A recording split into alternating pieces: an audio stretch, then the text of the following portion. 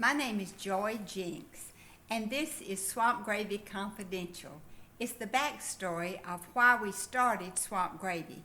Colquitt is a little tiny town of 2,000 people in a county of only 6,000 people in rural southwest Georgia. Now we're equidistant between three major metropolitan areas: Tallahassee, Florida, Albany, Georgia, and Dothan, Alabama. But we are one of those dying little towns because of the mechanization of agriculture. All our people moved away. You know, when I was a child, there were 15,000 people in Miller County, and the stores were bustling, and there was lots of shopping and lots of people in town. But all that changed during right after World War II. And so all the rural towns in America have had to struggle as people have left the rural areas to find jobs. And so I was growing up, I married, had children, and then all of a sudden I came of age where I looked at my town and realized we've got to do something to keep this town alive. And this was in the 80s, and we organized a Chamber of Commerce, and we started doing smokestack chasing. In other words, trying to recruit industry, because everybody says, oh, we need jobs, recruit some industry, bring some jobs in here.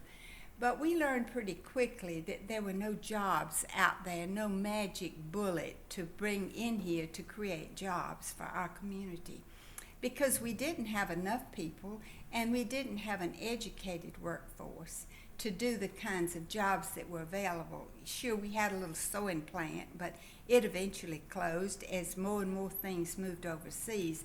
And so we looked at a lot of different things that we could do to create some jobs for our economy.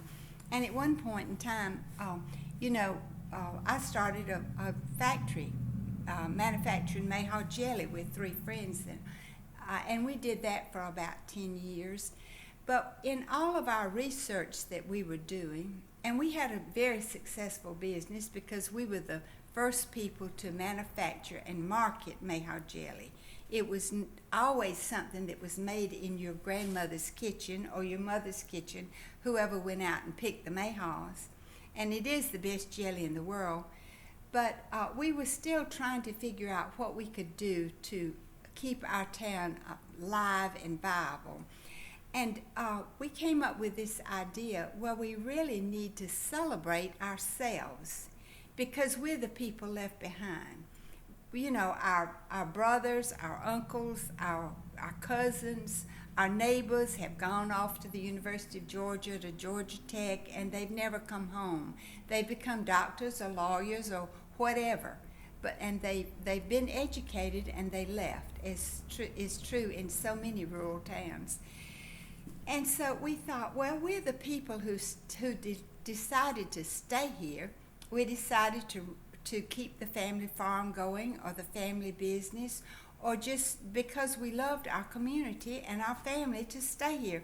But we needed to celebrate that. And so we were thinking about what we could do in the way of a celebration. And at that point in time, in 1990, I happened to go to a conference at a Y camp in New York, not the city, but in the boonies of New York State.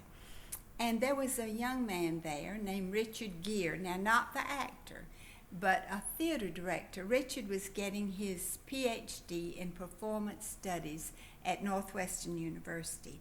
And he had taught at Dartmouth and at SMU, but he was tired of training students for careers in which there were no jobs, meaning professional theater.